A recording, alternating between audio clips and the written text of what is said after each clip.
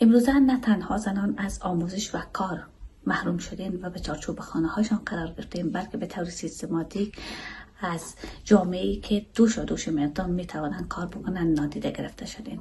آنها حق نفس کشیدن، زندگی کردن، راه رفتن، سفر کردن